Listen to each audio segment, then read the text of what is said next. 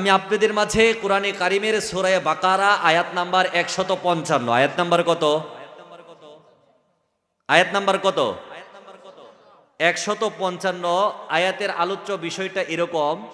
আল্লাহ পাক বান্দাদেরকে ডাক দিয়ে বলেছেন, আমি তোমাদেরকে 5টা পরীক্ষা নেব। কয়টা পরীক্ষা? আল্লাহ যে পরীক্ষা নেবেন এটা কি যৌক্তিক নাকি অযৌক্তিক? ভাই,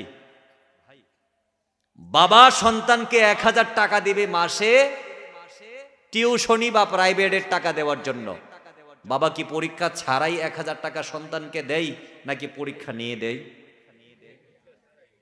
পরীক্ষা নিয়ে দেয়।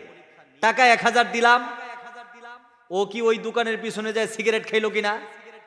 টাকা 1000 দিলাম, স্যারকে দিল নাকি গার্লফ্রেন্ড নিয়ে রিক্সার ভুট তুলে সারাদিন চিপাই চুপাই ঘুরলো? এটা বাবা জেনে শুনে বুঝে পরীক্ষা নিয়ে ছেলের হাতে টাকা দেয়। আর ছেলে যদি 2 নাম্বার থাকে তাহলে স্যার সরাসরি যায় টিচারের কাছে টাকা দেয়।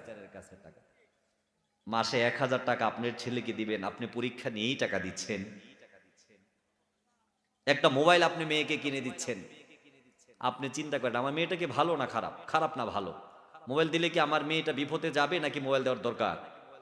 আপনি পরীক্ষা নিয়েই তো মোবাইল কিনে দেন। এরপরেও 2-1টা দুর্ঘটনা ঘটে, ওটা ঘটবেই, কিন্তু আপনি পরীক্ষা নেওয়া ছাড়া কোনো কাজ করেন না। সাপোজ একটা বিশ্বকাপের ওজন হচ্ছে 6 কেজির একটু বেশি, ওটা বানানো হয়েছে 18 ক্যারেট পিওর খাঁটি স্বর্ণ দিয়ে। কয় ক্যারেট স্বর্ণ? 18 ক্যারেট স্বর্ণ। ওজন কত? 6 কেজির একটু। আপনাদের কি ঘুমে ধরেছে? বিশ্বকাপের ওজনটা হলো 6 কেজির একটু বেশি। এর উচ্চতাটা হলো 14 ইঞ্চি। এই 14 ইঞ্চির বিশ্বকাপটা নেওয়ার জন্য গোটা পৃথিবীর মানুষগুলো পাগল পারা হয়ে যায়। ওই যে আপনার মেসি বলেন আর নেইমার বলেন আর ক্রিস্টিয়ানো রোনালদো বলেন, ওরা আজ পর্যন্ত ওদের হাত দিয়া বিশ্বকাপটা টাচ করতে পারে নাই। টাচ করতে পেরেছে? হ্যাঁ, আপনি যার জন্য জীবন দেন ও তো বিশ্বকাপ টাচও করতে পারে না। এই 6 কেজি ওজনের বিশ্বকাপটা নিয়ে গোটা পৃথিবী তোলপাড়, গোটা পৃথিবী পাগল পারা। মহান রব ডাক দিয়ে বলেন, 6 কেজি ওজনের স্বর্ণের দাম কত? বাংলাদেশের বর্তমান বাজার দ্বারা যদি ওজন করা হয় এর দাম হবে 2 কোটি রকম। কয় কোটি রকম? 2 কোটি টাকার চেয়ে কম হবে 6 কেজি স্বর্ণের দাম। আল্লাহ পাক বলেন 6 কেজি স্বর্ণ নেওয়ার জন্য গোটা পৃথিবী পাগল। 6 কেজি ওজনের স্বর্ণের খেলা দেখার জন্য মানুষ তার শরীরের পোশাক খুলে দিতে রাজি। 6 কেজি ওজনের দলের সমর্থন করার জন্য এক ভাই আরেক ভাইকে হত্যা করতে রাজি। এমন ঘটনা কি ঘটে নাই? আল্লাহ বলেছেন 2 কোটি টাকার বিশ্বকাপ সাময়িক, তুমি দেখবা সাময়িকভাবে হাত দিয়া টাচ করবা, বিশ্বকাপের নিচে তোমার দলের নাম আর কত সালে নিয়েছো ওটার নাম লেখা হবে। আবার 2036 সালে এই বিশ্বকাপটা বাতিল হয়ে যাবে, নতুন বিশ্বকাপ প্রত্যাবর্তিত হবে। আমার মুসলমান ভাইরা, 6 কেজি ওজনের স্বর্ণের বিশ্বকাপ, এটা যদি ইট বানানো হয় এটা ভেঙে। আপনারা চিন্তা করতেছেন হুজুর আপনার মাথা ঠিক আছে নাকি, বিশ্বকাপ দিয়ে ইট বানাবো? আপনি বলেন তো, ইটের বাক্স যে থাকে যেটা দিয়ে ইট বানা, ব্রাহ্মণবাড়িয়ার তো বেশি ইট বানা, ঠিক না? এই ইটের বাক্সর মধ্যে যদি স্বর্ণটাকে গালিয়ে ঢেলে দেওয়া হয় কয়টা ইট হবে? একটা ইট হবে, আর একটা আদলা হবে না। কোন একটা ইটের ওজন কয় কেজি? 6 কেজি হবে? 5 কেজি? ও মাশাআল্লাহ, আমি জানতাম না। তাহলে তো 6 কেজি ওজন বিশ্বকাপ ভাই, তাহলে একটা ইট হইব না? তাহলে বোঝা গেল কি, বিশ্বকাপ দিয়ে যদি ইট বানানো হয় একটা ইট হবে আমান, পরিপূর্ণ একটা ইট হবে। আরেকটা কি ইটের আদলা হবে নাকি আদলার চাইতে আরো কম হবে? একটা হবে আমান ইট, একটা হবে পরিপূর্ণ ইট। আরেকটা আদলাও হবে না, অর্ধেকও হবে না, অর্ধেকের 1 পা হবে, ঠিক কিনা? অর্ধেকের 1 পা হবে। মহান রব ডাক দিয়ে বলেন সূরা আলে ইমরানের 133 নম্বর আয়াতে বলেন, একটা বিশ্বকাপ নেওয়ার জন্য গোটা পৃথিবী পাগল হয়ে গেছো, আমি আল্লাহ রাব্বুল আলামিন এর থেকে নিখুঁত স্বর্ণ দিয়া বানাবো। বিশ্বকাপের মধ্যে ৭৫ ভাগ স্বর্ণ, বাকি 25% হলো ব্রোঞ্জ। মহান রব ডাক দিয়ে বলেন, ওয়াসারিউ ইলা মাগফিরাতিম মির রাব্বিকুম ওয়া জান্নাতিন আরদুহাস সামাওয়াতু ওয়াল আরদ উইদ্দাত লিল মুত্তাকিন। চিৎকার করে বলুন সুবহানাল্লাহ। আমি মহান রব আখিরাতে বান্দা মুত্তাকিনের জন্য একটা বিশ্বকাপ নয়, একটা জান্নাত দিব, যেই জান্নাতের পরিধি হবে জমিন থেকে আরশ আজিম পর্যন্ত। যেই জান্নাতের পরিধি ডান পাশে হবে উত্তর মেরু থেকে দক্ষিণ মেরু পর্যন্ত, পূর্ব থেকে পশ্চিম মেরু পর্যন্ত। গোটা পৃথিবীর যেই দৈর্ঘ্য প্রস্থ রয়েছে, একটা জান্নাতের দৈর্ঘ্য প্রস্থ হবে এর থেকে বহু গুণ বড়। চিৎকার করে বলুন সুবহানাল্লাহ। আমার মুসলমান ভাইয়েরা, আমরা যে স্টেজে বসে কথা বলছি, ৫,০০০, ১০,০০০, ২০,০০০ বর্গ ফুট, এর থেকে বেশি বড় তো হওয়ার কথা নয়। আল্লাহ পাক ২,৮৮,০০,০০০, এর থেকে বেশি গোটা পৃথিবী যদি মাপা হয় মিলিয়ন মিলিয়ন বর্গ ফুট নয়, বর্গ মাইল হবে। আল্লাহ পাক বলেন, এত বিশাল বড় জান্নাতের ভিতরে বিশাল বড় বড় দালান কুটি আমি নির্মাণ করে দিব। এক একটা ইটের ওজন থাকবে বিশ্বকাপের থেকে বেশি, এক একটা ইটের দাম থাকবে বিশ্বকাপের থেকে বেশি। এক একটা ইট বানানো হবে 18 ক্যারেট স্বর্ণ দিয়ে নয়, তার থেকে বেশি উন্নত মানের স্বর্ণ দিয়া। এক একটা সিমেন্ট বানানো হবে মণিমুক্তা দিয়া, যেই ইটের বাইনগুলা থাকে, ফাঁকগুলা থাকে, বালু দিয়া নিবারণ করা হয়। আমি আল্লাহ পাক মেশকে জান্নাতের আতর দিয়া ওগুলো নির্মাণ করে দিব। এমন বালাখানা তোমাকে তৈরি করে দিব, 5 বছর 4 বছর পরে ফেরত নিব না। খালিদিনা ফিহা আবাদা, কিয়ামত অবধি, কিয়ামত অবধি, কিয়ামত অবধি যত দিন ইচ্ছা ওখানে থাকবি। মহান রব কোনোদিন তোর কাছ থেকে ওই বাড়ি ফেরত নিবে না। চিৎকার করে বলুন সুবহানাল্লাহ। আমার মুসলমান ভাইরা, এবার কাজের কথায় আসুন। আল্লাহ পাক সূরা বাকারার 155 নম্বর আয়াতে বলেছেন, আমি তোমাকে এত বিশাল বাড়ি আমি দান করে দিব, এমনিতেই দান করে দিব না। আমি আল্লাহ পাক তোমার 5টা পরীক্ষা নিব। কয়টা পরীক্ষা? আল্লাহ পাক বলেন, ওয়ালা নাবলুওয়ান্নাকুম বিশাইইম মিনাল খাউফি ওয়াল জুই ওয়া নাকসিম মিনাল খাউফি ওয়াল জুই ওয়া নাকসিম মিনাল আমওয়ালি ওয়াল আনফুসি ওয়াত থামারাত ওয়াবাশশিরিস সাবিরিনা আল্লাযীনা ইযা আসাবাতহুম মুসিবা ক্বালু ইন্না লিল্লাহি ওয়া ইন্না ইলাইহি রাজিউন। চিৎকার করে বলুন সুবহানাল্লাহ। মহান রব, দয়ার নবী, মায়ের নবী, প্যারে নবী, মাহবুবে নবী, আকায়ে নামদার তাজদারে মদিনা মুহাম্মদ আরবি মুস্তাফা সাল্লাল্লাহু আলাইহি ওয়াসাল্লামকে ডাক দিয়ে বলেন, আপনার বান্দাদেরকে, আপনি আপনার উম্মতদেরকে আপনি নবী বলে দেন, আপনার বান্দাদেরকে যে আমি ওয়াসারিউ ইলা মাগফিরাতিম মির রাব্বিকুম ওয়া জান্নাতিন আরদুহাস সামাওয়াতু ওয়াল আরদ, এত বিশাল জান্নাত দিব, এমনি দিব না, আমি 5টা পরীক্ষা নেওয়ার মধ্যে দিব। যদি পরীক্ষায় বান্দা পাস করতে পারে, আমার জান্নাত তার জন্য অপেক্ষা করবে। আর যদি পরীক্ষায় ফেল করে জাহান্নামের অতল গহ্বরে নিমজ্জিত হয়ে যাবে। চিৎকার করে বলুন ঠিক কি না? আল্লাহ পাক বলেছেন, 1 নম্বর পরীক্ষা বান্দার শুরু হয়ে যাবে দুনিয়াতে। ওয়ালা নাবলুওয়ান্নাকুম বিশাইইম মিনাল খাউফ, বান্দাকে আমি ভয় দেখাবো। কি দেখাবো? আমাদের সামনে কি ভয় আছে কিনা? গড় থেকে বের হইলেই গুলি করে মেরে দিব, মাথার খুলি উড়িয়ে দিব, এমন কথা বলা হয় কিনা? 144 দ্বারা যা জারি হয়ে যাবে, জঙ্গি বলে জেলখানায় ঢুকিয়ে রাখবো, সাবধান, নড়াচড়া করবি না, এমন কথা বলা হয় কিনা? মহান রব বলেন, ওয়ালা নাবলুওয়ান্নাকুম বিশাইইম মিনাল খাউফ, 1 নাম্বার তোমাকে পরীক্ষা করব, কিছুটা ভয় আমি আল্লাহ তোমাকে দেব। ওয়াল জুই, আমি তোমার পেটের মধ্যে ক্ষুধা দেব, পেটের মধ্যে খাবার থাকবে না, গড়ের মধ্যে খাবার থাকবে না, ছেলেটা রুট অ্যাক্সিডেন্টে পঙ্গু হয়ে যাবে, তুমি বিধবা হয়ে যাবা, তোমার স্বামীটা মারা যাবে, পেটের মধ্যে খাবার থাকবে না। মানুষের গড়ের মধ্যে খাবার আছে, গড়ের মধ্যে তরকারি নাই, পাশের বাড়ির জাংলার মধ্যে লাউ আছে। তোমার গরুর গড়ের মধ্যে, গরুর গোয়ালির মধ্যে দুধ নাই, আরেকজনের ঘরের গরুর মধ্যে দুধ আছে, এরপরেও খাবার সামনে আছে, আল্লাহকে ভয় করো, পেটের মধ্যে ক্ষুধা আছে, এই আল্লাহকে ভয় করার কারণে অপরের মালের প্রতি লোভ করে না। মহান রব বলেন খৌফ ওয়াল জু, তোমাকে ভয় দেখাবো, ক্ষুধা দ্বারা তোমাকে কষ্ট দেব। চিৎকার করে বলুন ঠিক কিনা? আল্লাহ পাক যদি আমাদেরকে ভয় দেখান তাহলে আমরা ঈমান হারা হয়ে যাই, ঠিক না ভাই? আমরা একটু ভয় পাইলে, একটা ছেলে আপনার ছিল না, 20 বছর বিয়ে করেন, সন্তান হয় নাই, 20 বছর পরে সন্তান হয়েছে, ওই সন্তান দিয়েছেন কে? বিশ্বাস করেন আল্লাহ দিয়েছে। যাদের ছিল না, হয়েছে অনেকদিন পরে, এটা তারা বুঝে যে আল্লাহ দিয়েছে, সন্তান হয়েছে, কিন্তু ছেলে হয় নাই। দিয়েছেন কে? সন্তান হয়েছে, প্রতিবন্ধী হয়েছে, সন্তান হয়েছে, ছেলে হয়েছে, চারটা একসাথে, এরপরে আর মেয়েই নেই। আল্লাহ পাক বলেন 20 বছর সন্তান ছিল না, আমি দিলাম। আবার 5 বছর পরে তোমার ছেলেটা ফুটফুটে হয়েছে, সুন্দর পাঞ্জাবি পরাও, কত সুন্দর চেহারা, এই জান্নাতের মাসুম বালককে আবার আমি তুলে নিলাম। আওয়াজ দিয়ে বলুন ঠিক কিনা? আমার রব বলেন, এই যে তোমার সন্তান ছিল না, আমি দিলাম, আবার আমি নিয়ে গেলাম, এখন আমি সন্তান নিলাম, আমি রবকে তুমি গালিগালাজ করো, সুতরাং আমি তোমার পরীক্ষা নিলাম, দেখলাম তুমি উত্তীর্ণ হও কিনা। চিৎকার করে বলুন ঠিক কিনা? তাহলে পরীক্ষা করা হবে কয়টা?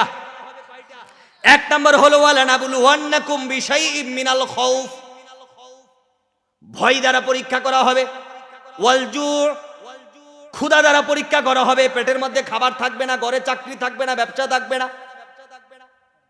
সমিতি থেকে লোন তোলার মতো সুযোগ আসবে, তুমি বলবে না খেয়ে মরে যাবো, এরপরেও লোন উঠাবো না। আল্লাহ বলেন ওয়ালা নাবলুওয়ান্নাকুম বিশাইইম মিনাল খাউফি ওয়াল জুই ওয়া নাকসিম মিনাল আমওয়াল, তোমার সম্পদ আছে গুলা ভরা, তোমার দান আছে, পুকুর ভরা মাছ আছে, গোয়াল ভরা গরু আছে, আগুন লেগেছে, গোয়াল গোয়ালের গরু পুড়ে গেছে, ছারখার হয়ে গেছে, গুলার দানগুলো পুড়ে গেছে, গোয়াল ঘরের গরু চুরে নিয়ে গেছে, ফিশারির মাছগুলো কে যেন বিষ দিয়া মেরে দিয়েছে। আল্লাহ বলেন রোড অ্যাক্সিডেন্টে ছাগল ছিল, ওটা মরে গেছে। ওয়ানাকসিম মিনাল আমওয়াল, তোমার সম্পদ দিয়েছিলাম, ওটা আমি ধ্বংস করে দিয়েছি। এখন কি মুখ তোমার মলিন হয়ে যায় নাকি শুকরিয়া জ্ঞাপন করো? যদি মুখ মলিন হয়ে যায় তুমি ইমানি পরীক্ষায় ফেল করেছো, আর যদি মুখের মধ্যে হাসি থাকে আল্লাহর শুকরিয়া করে তো তুমি পাশ করেছো, তোমাকে জান্নাত দিবে আল্লাহ। চিৎকার করে বলুন সুবহানাল্লাহ। ওয়া নাকসিম মিনাল আমওয়ালি ওয়াল আনফুসি ওয়াস সামারাত, কখনো কখনো জীবন দিয়া তোমাকে পরীক্ষা নিব, তোমার জীবনের উপর আঘাত আসবে, সন্তানের জীবনের উপর আঘাত আসবে, কখনো কখনো জিহাদের ময়দানের জন্য ডাক আসবে, নিজের জীবন কি দিয়ে দিতে হবে। না না, জীবনকে তুমি অনেক বেশি ভালোবাসো, আল্লাহর থেকে বেশি ভালোবাসো, রাসূল থেকে বেশি ভালোবাসো। আল্লাহর প্রেমে জীবন দেওয়ার জন্য তুমি তৈরি নয়, রাসূলের প্রেমে জীবন দেওয়ার জন্য তুমি তৈরি নয়। মুখে মুখে শুধু লিল্লাহি তাকবীর আল্লাহু আকবার বলে তুমি মাহফিলগুলো কাঁপাইতে পারো, অন্তরে নিজের জীবন কি তুমি বড় বেশি মায়া করো? আমার রব বলেন 4 নম্বর পরীক্ষা হয়ে গেল মানুষের জীবন। আর 5 নম্বর হলো ওয়াল আনফুসি ওয়াস সামারাত, তোমার ক্ষেতের মধ্যে যেই ফসল তুমি ফলাইছো, ক্ষেতের মধ্যে যেই শস্য তুমি রোপণ করেছো, তুমি যেই নারিকেল বাগান করেছো, সুপারি বাগান করেছো, যেই আম বাগান তুমি করেছো, কাঁঠাল বাগান করেছো, যেই ধান ক্ষেত তুমি লাগিয়েছো, ইঁদুর খেয়ে শেষ করে দিয়েছে, জলুদ চাষ এসে ধান ক্ষেত তলিয়ে দিয়েছে, ধান ক্ষেতের উপর দিয়ে নৌকা চড়ে, যেই মাছ তুমি রোপণ, যেই মাছ তুমি ফিশারির মধ্যে ছেড়ে দিয়েছো, বন্যা হয়ে তোমার মাছ আরেকজনের পুকুরে চলে গিয়েছে। আল্লাহ বলেন এই যে তোমার মান, এই যে তোমার জীবন, এই যে তোমার ফল ফসলাদি আমি ধ্বংস করে দিলাম। এরপরে বলেন ওয়াবাশশিরিস সাবিরিন, এই 5টা জিনিস ধ্বংস হওয়ার পরে যে বলবে আমি আল্লাহর উপর ধৈর্য ধারণ করি, সবর করি, মহান রব বলে তার জন্য বড় সুখবর। চিৎকার করে বলুন সুবহানাল্লাহ। তাহলে এই পরীক্ষায় যারা পাশ করবে মহান রব সূরা আল ইমরানের 133 নম্বর আয়াতে বলেন যারা পরীক্ষায় পাশ করবে তাদের জন্য পুরস্কারটা হলো ওয়াসারিউ ইলা মাগফিরাতিম মির রাব্বিকুম ওয়া জান্নাতিন আরদুহাস সামাওয়াতু ওয়াল আরদ উইদ্দাত লিল মুত্তাকিন। ওই বান্দা পরীক্ষায় পাশ করার কারণে এই দুনিয়ার থেকে 10 দুনিয়ার সমান বড় জান্নাত আমি বান্দাকে দান করে দেব। চিৎকার করে বলুন সুবহানাল্লাহ। এবার আমরা রবকে ডাক দিয়ে বলবো, রব জান্নাত তো আপনি আমাদেরকে দিবেন, কিভাবে জান্নাত দিবেন, কেন আমাদেরকে জান্নাত দিবেন? আল্লাহ পাক সূরা ফাজরের 27 নম্বর থেকে 30 নম্বর আয়াতে বলেন, ইয়া আইয়াতুহান নাফসুল মুতমাইন্না ইরজিই ইলা রাব্বিকি রাদিয়াতাম মারদিয়া ফাদখুলি ফি ইবাদি ওয়াদখুলি জান্নাতি। চিৎকার করে বলুন সুবহানাল্লাহ। মহান রব বলেন, হাজার হাজার কালো গুড়ার মধ্যে যদি একটা সাদা গুড়া থাকে, কৃষক যেরকম হাজার হাজার কালো গুড়া থেকে একটা সাদা গুড়াকে বাছাই করে নিতে পারে, আমার পাগল পাড়া গোলামগুলোকে, আমার পাগল পাড়া বান্দাগুলোকে, নেইমার মেসি থেকে হাজার হাজার কোটিগুলো ইহুদি নাসারা খ্রিস্টান থেকে, মুনাফেক নাস্তিক নামদারি মুসলমান থেকে, কাফের বেঈমান থেকে আমি এমন করে বাছাই করব, আমার কুদরতের হাত বান্দার মাথার মধ্যে বুলাইয়া বলবো, ওয়াদখুলি জান্নাতি, আজকে আমার গোলামেরা আমার জান্নাতে প্রবেশ করো, তুমি পরীক্ষায় উত্তীর্ণ হয়েছিলে। চিৎকার করে বলুন সুবহানাল্লাহ। আমার মুসলমান ভাইরা, এবার 5টা পরীক্ষায় যদি কেউ ফেল করে তাহলে তার শাস্তিটা কি হবে?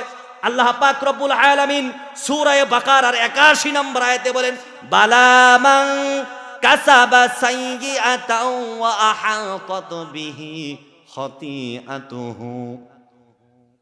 আল্লাহ পাক বলেন, ওই সমস্ত বান্দারা যারা ফেল করবে, যারা 24টা ঘন্টায় বালামান কাসাবা সাইয়্যাতাও ওয়া আহাতাত বিহি, ওই বান্দাগুলো এমন ভাবে নিজেকে গুনার উপর সোপর্দ করে দিয়েছে, ওয়াহাতাত বিহি খাতিআতুহু ফাউলাইকা আসহাবুন নার, ওরা নিজেকে গুনাহ করতে করতে, নিজের জীবনকে ধ্বংস করতে করতে এমন একটা মুহূর্তের মধ্যে উপক্রম হয়েছে, তারা সিদ্ধান্ত নিয়েছে আমরা জাহান্নামে চলে যাব।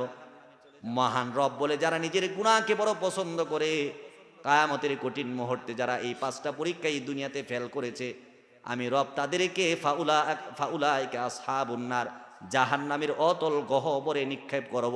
চিৎকার করে বলুন নাউযুবিল্লাহ। আমার মুসলমান ভাইরা, তাহলে 1 নম্বর যেই পরীক্ষাটা হবে, সেই পরীক্ষাটা কি? আল্লাহ পাক আমাদেরকে কিছু ভয় দেখাবেন। 5টা ভয়ের কথা বলেছি। কয়টা ভয়ের কথা? আল্লাহ পাক আমাদেরকে কখনো কখনো সম্পদ নষ্ট করার মাধ্যমে ভয় দেখাবেন, আল্লাহ পাক আমাদেরকে কখনো সন্তান ধ্বংসের মাধ্যমে ভয় দেখাবেন, আল্লাহ পাক কখনো কখনো বিধবা করার মাধ্যমে আমাদের পরীক্ষা নেবেন, আল্লাহ পাক কখনো কখনো প্রতিবন্ধী সন্তান দিয়ে আমাদের পরীক্ষা নেবেন, কখনো কখনো আমার পুকুরের মাছগুলো মেরে দিয়ে মহান রব পরীক্ষা নেবেন, কখনো কখনো ব্যবসার দোকানের মধ্যে আগুন লাগাইয়া আমাদের পরীক্ষা নেবেন। মহান রব বলেন, আমি তোমাদেরকে এমন পরীক্ষা নিব, যদি পরীক্ষায় ফেল করো বড় বিপদ হয়ে যাবে, আর যদি পরীক্ষায় পাশ করো তোমার কোনো চিন্তা হবে না। চিৎকার করে বলুন সুবহানাল্লাহ। আমরা যেই পরীক্ষাটা দেব, আমরা যদি রাস্তা দিয়ে মসজিদে যাই, যদি হুচুট খেয়ে আমাদের নোকের মধ্যে যদি একটু ব্যথা পাই, আমাদের মনটা বড় খারাপ হয়ে যায়। ভাই আওয়াজ দিয়ে বলুন ঠিক কিনা? আমরা মনে করি এত মুসল্লি আছে, মরার আল্লাহ বুঝি আমার এই চোখে দেখে পিছলা খাইলাম কেন, কোমরের হাড্ডি ভাঙলো কেন? আওয়াজ দিয়ে বলুন ঠিক কিনা? তোমার ছেলেটা স্কুলে গিয়েছে, রোড অ্যাক্সিডেন্টে, বিশ্ব রুটে ইন্তেকাল করেছে, বুক চাপড়ে কান্না করো আর বলো, মরার আল্লাহ বুঝি আমার এই চোখে দেখলো, আমার সন্তানটারে দেখলো স্কুলে 600 বাচ্চা, আমারটা কেন মরলো? আওয়াজ দিয়ে বলুন নাউযুবিল্লাহ। আমাদের যেই পরীক্ষাগুলো মহান রব নেই, এগুলো একেবারে ছোট। সাহাবা একরামের যেই পরীক্ষাটা ছিল, ওগুলো পরীক্ষা অনেক বড় ছিল, এরপরেও সাহাবীরা পাশ করেছেন কিনা? আওয়াজ দিয়ে বলুন পাশ করেছে কিনা? কখনো কখনো সাহাবীদেরকে পরীক্ষা করা হলো, সাহাবী খেজুর খায়। আল্লাহর নবী বলেন, এই মুহূর্তে জিহাদের ময়দানে যেই ব্যক্তি শাহাদাত বরণ করবে, সে আমার সাথে জান্নাত থাকবে। খোদার কসম করে বলি, উহুদের যুদ্ধের ইতিহাস, সাহাবী অর্ধেকটা খেজুর মুখের মধ্যে দিল, আর অর্ধেকটা খেজুর ফেলে দিল, দৌড়িয়া গেলা, ইন্তেকাল হয়ে শাহাদাতের সুদা পেয়ালা পান করলো। চিৎকার করে বলুন সুবহানাল্লাহ। তার মানে বোঝা গেল সাহাবায়ে কেরাম শুধু নিজেকে এত বেশি মূল্যায়ন করতেন না, যতটা মূল্যায়ন আল্লাহ এবং তার রাসূলকে করতেন। আমার মুসলমান ভাইরা, একজন সাহাবীর ঘটনা বলি, নাম হলো হানজালা। আপনারা কি নাম শুনেছেন? নাম কি? নামটা কি? আওয়াজ দিয়ে বলুন। হানজালা রাদিয়াল্লাহু তাআলা আনহু বিবাহ করেছে মাত্র, রাত্রে বাসর রাত। বিকেলে আমার নবী রাহমাতুল লিল আলামিন মদিনার মানুষদেরকে ডাকলেন, ও মদিনাবাসী তোমরা কোথায় আছো? আমরা একত্রিত হয়ে যাব, উহুদের যুদ্ধ পরিচালনা হয়ে যাবে, কে কোথায় আছো, কার ঘরে কি আছে নিয়ে হাজির হয়ে যাও। হানজালা ঘরের মধ্যে বউটা রেখে জিহাদের ময়দানে যাওয়ার জন্য যেখানে লিস্ট করা হয়, মুজাহিদদের নাম লিস্ট করা হয়, ওখানে হাজির হয়ে গেছে। আল্লাহর নবী বলেন, হানজালা তুমি কেন এসেছো? কেন তুমি এসেছো? আল্লাহর নবী গো, আমি জিহাদের ময়দানে যাওয়ার জন্য এসেছি। আল্লাহর নবী ডাক দিয়ে বলেন, হানজালা তুমি না আজকে মাত্র বিয়ে করেছো, রাত্রে বাসর করবে? না না, জিহাদের ময়দানে যেতে হবে না, আমি আল্লাহর নবী তোমার জন্য ছুটির ঘোষণা করে দিলাম, তুমি একদিন ছুটি কাটাইয়া দ্বিতীয় দিন যুদ্ধের ময়দানে অংশগ্রহণ করবা। ছুটি দিছে কে? বাসর রাত্রের বউ। এরপরে রাসূল ছুটি দিছে, ছুটি কাটাও, বউয়ের সাথে আনন্দ করো। বাসর রাত্রের বউ রেখে জিহাদে যাবেন দূরের কথা, 30 বছর আগে বিয়ে করছেন, এখনো ঢাকা গার্মেন্টসে চাকরি করেন, মাসে 3 দিন মিথ্যা ছুটি লইয়া বউয়ের সাথে দেখা করার জন্য পলাইয়া চলে আসেন। আওয়াজ দিয়ে বলুন ঠিক কিনা? বউয়ের মোহাব্বত, বড় মোহাব্বত যখন অন্তরে জেগে ওঠে, আর কিছু ভালো লাগে না, সব ফেলে স্ত্রীর কাছে আমরা চলে যাই। হানজালা রাদিয়াল্লাহু তাআলা আনহু স্ত্রীকে রাসূলের থেকে বেশি মোহাব্বত করেন নাই। এবার হানজালা রাদিয়াল্লাহু তাআলা আনহু আল্লাহর নবীর জিহাদের ময়দানে সারির মধ্যে দাঁড়িয়ে গেল। আল্লাহর নবী হানজালাকে ডাক দিয়ে বলেন, ইয়া হানজালা লিনাফসিকা আলাইকা হাক্কুন, তোমার নিজের উপর তোমার একটা হক আছে, ওয়ালি যাওজাতিকা আলাইকা হাক্কুন, এবং তোমার স্ত্রীর উপর তোমার হক আছে। বিবাহ করেছো, 26 বছর 27 বছর তোমার বয়স, নিজের শরীরের চাহিদার যৌবনের উপর তোমার হক আছে, স্ত্রীর উপর তোমার বড় হক আছে। হানজালা, আমি রাসূল ছুটি দিলাম, স্ত্রীর ঘরে চলে যাও, বাসর ঘরে চলে যাও, যদি প্রয়োজন হয় আগামী কালকে তুমি জিহাদের ময়দানে অংশগ্রহণ করবা। হানজালা একবার ওদিকে চলে একবার ওদিকে চলে, শেষ পর্যন্ত বাড়িতে এসেছে। বউয়ের চেহারা দেখার পরে মনটা বড় ভালো, এত সুন্দরী বউ রেখে একে ঘর থেকে বের হইতে চায়। আমার মুসলমান ভাইরা রে আমার, এবার হানজালা রাদিয়াল্লাহু তাআলা আনহু সারা রাত্র স্ত্রীর সাথে সহবাসের মাধ্যমে, আনন্দের মাধ্যমে, খুশ গল্পের মাধ্যমে সারাটা রাত্রি কাটিয়ে দিল। ফজর আজান হয়ে যাবে মসজিদে নববীতে, এমন মুহূর্তে কে যেন মিথ্যা অপপ্রচার রটিয়ে দিল মদিনা মক্কার বুকে, কে যেন সিংহা নিয়ে ঘোষণা দিল, কে কোথায় আছো? আল্লাহর নবী শাহাদাত বরণ করেছে, আল্লাহর নবী ইন্তেকাল করেছে। এটা যখন কোন সাহাবী শুনে, তার কলিজা মুখ দিয়ে বের হয়ে যাওয়ার কথা, তার দম বন্ধ হয়ে যাওয়ার কথা। লুঙ্গিটাকে কোন রকমে কোমরের মধ্যে পেঁচ দিয়া হানজালা রাদিয়াল্লাহু তাআলা আনহু দেয়াল থেকে নাগা কুশমুক্ত তলোয়ারটা হাতের মধ্যে নিয়ে লাফ দিয়া ঘর থেকে বের হয়ে গেছে। বউটাও পিছন থেকে বের হয়ে গেছে। বউটা হানজালার লুঙ্গির মধ্যে টান দিয়ে বলেন, স্বামী গো আমার, আপনি কোথায় যান? ও আমার স্ত্রী, তুমি কি মদিনার মসজিদের নববীর মধ্যে, মসজিদের আশেপাশে কোন যুবক জানি এলান করে গেল নবী ইন্তেকাল করেছে।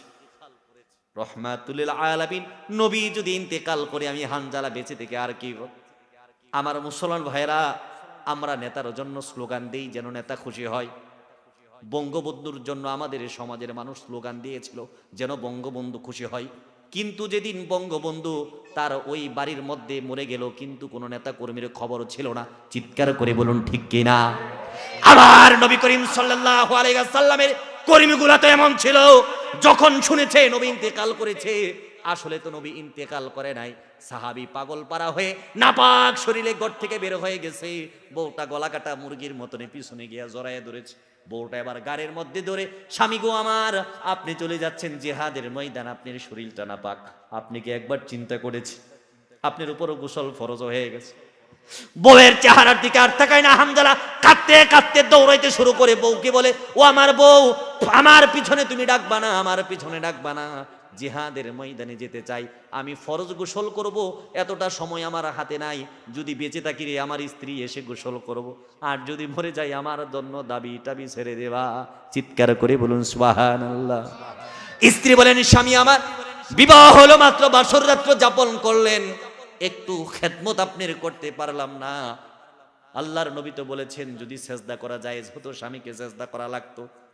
আমি তো একজন শিক্ষিত যুবতী মেয়ে, আরবির প্রতি তো আমারও মহব্বত আছে, কিন্তু আমার বড় আফসোস হচ্ছে এই শীতের আরামের রাত্রির মধ্যে আপনি গোসল ফরজ নিয়ে নাজাসাত অবস্থায় জিহাদের ময়দানে যেতে চান। আমি কুয়া থেকে একটু পানি তুলে একটু গরম করে আপনাকে গোসল করাই দিতে চাই। হানজালা রাদিয়াল্লাহু তাআলা আনহু কি স্ত্রীর ভালোবাসা, বাসর রাত্রের ভালোবাসা, গরম বিছানা, হানজালা রাদিয়াল্লাহু তাআলা আনহুকে ঘরের মধ্যে রাখতে পারে নাই। এবার হানজালা ছুটতে ছুটতে জিহাদের ময়দানে চলে যায়। জিহাদের ময়দানে হানজালা চলে গিয়ে হানজালা শাহাদত বরণ করে মৃত্যুবরণ করে। আল্লাহর জান্নাতের পাখের এসে হানজালাকে মৃত্যুবরণ দিয়ে দেয়। এবার হানজালা রাদিয়াল্লাহু তাআলা আনহার স্ত্রী চিন্তা করলো আমার স্বামী নাপাক অবস্থায় জিহাদের ময়দানে গিয়েছে, জানার দরকার আছে স্বামী কি এই বেঁচে আছে নাকি মরে গেছে। এবার মহিলাটা সকাল হতেই পাগল পারা হয়ে জিহাদের ময়দানের দিকে ছোটে। জিহাদের ময়দানে গিয়া উমরের সাথে দেখা হয়, বলে উমর আমার আল্লাহর নবী আছে কিনা? বলেন যে হ্যাঁ নবী তো সুস্থ আছে, নবীর দুইটা দাঁত ভেঙে গিয়েছিল, নবীকে আমরা পাহাড়ের চূড়ায় নিয়ে সারা রাত্র পাহারা দিয়েছিলাম। মহিলা বলেন মদিনার অলিতে গলিতে বাচ্চারা পর্যন্ত কাঁদে, মদিনার অলিতে গলিতে পশু পাখি খাবার ছেড়ে দিয়েছে, তারা শুনেছে রহমাতুল লিল আলামিন নাকি ইন্তেকাল করেছে। উমর বলেন আমার নবী সুস্থ আছে। এবার মহিলা বলে আমি নবীর সাথে একটু কথা বলতে চাই। রাসূলের সাথে মহিলার কথা হয়ে গেল। হানজালা রাদিয়াল্লাহু তাআলা আনহার স্ত্রী রাদিয়াল্লাহু তাআলা আনহুর স্ত্রী আল্লাহর নবীকে ডাক দিয়ে বলেন, নবী গো, আমার স্বামী হানজালা আপনার মৃত্যুর সংবাদ শুনে নাপাক শরীরে চলে এসে, আমার স্বামী যদি জীবিত থাকে আমার হাতে তুলে দেন, আমি গোসল করাই দেব, আর আমার স্বামী যদি ইন্তেকাল করে স্বামীকে গোসল করাইয়া দাফন করিয়ে। শাহাদাতের নিয়ম হলো যদি যুদ্ধের ময়দানে গিয়ে কেউ ইন্তেকাল করে তাহলে তাকে না ওই শরীরের অবস্থায়, ওই পোশাক অবস্থায় আল্লাহর কাছে সুপর্দ করা হয়, যেন ওই রক্ত নিয়া ওই শরীরের চেহারা নিয়া আল্লাহর সামনে হাজির হয়। রাসূল ডাক দিলেন, বলেন আমার সাহাবীরা রে, কয়জন শাহাদত বরণ করেছে হানজালার লাশ আছে কিনা খোঁজ লাগাও। সাহাবীরা 4 বার গণনা করেছে। গণনা করার পরে বলেন আল্লাহর নবী গো, হানজালার লাশ তো নাই। 4 বার গণনা করেছে, বউটাও উপস্থিত আছে, হানজালার লাশ নাই। বউ কাঁদতে কাঁদতে বলেন আল্লাহর নবী, আমি 100% শিওর করে বলি আমার হানজালা আমাকে রেখে জিহাদের ময়দানে এসেছে, এখানে আছে, হয়তো জীবিত আছে নয়তো মৃত্যু আছে। কিন্তু জিহাদের ময়দানে উহুদের যুদ্ধে মরেছিল 70 জন সাহাবী। কয়জন? 70 জন ইন্তেকাল করেছিল, শাহাদাতের পেয়ালা পান করেছিল। বারবার গণনা করার পরে 69 এমত অবস্থায় জিব্রাইল এসে নবীকে ডাক দেয়। নবী আসমানের দিকে তাকিয়ে তাকিয়ে কান্না করে, ঠোঁটগুলো একটু বাঁকায়, আর নবী কান্না করে কোনো কথা বলে না। আবু বকর ডাক দিয়ে বলেন, ইয়া রাসূলুল্লাহ, ইয়া হাবিবাল্লাহ, কেন আপনি কান্না করেন না? চোখ দিয়ে কেন জল আসে না? মুখটা শুধু বাঁকিয়ে রাখছেন, আমাদেরকে কেন বলেন না কি হয়েছে? ওয়াকিলা ইয়া রাসূলুল্লাহ সাল্লাল্লাহু আলাইহি ওয়াসাল্লাম, সাহাবীরা জিজ্ঞেস করলেন, ইয়া রাসূলুল্লাহ, আসমানের দিকে কেন তাকান? আল্লাহর নবী বলেন, ইন্নী আরা মা লাউ তারাউনা, আমি যা দেখি তোমরা তা দেখো না। জমিনের মধ্যে 69 জন লাশ আছে, আর একটা লাশ আমার আল্লাহর ফেরেশতারা এসে বাইতুল মামুর অর্থাৎ ফেরেশতাদের মসজিদে নিয়া, স্বর্ণের জলচকির মধ্যে নিয়া, হাউজে কাউসারের জান্নাতি পানি দিয়া 70,000 ফেরেশতারা আমার হানজালাকে গোসল করা।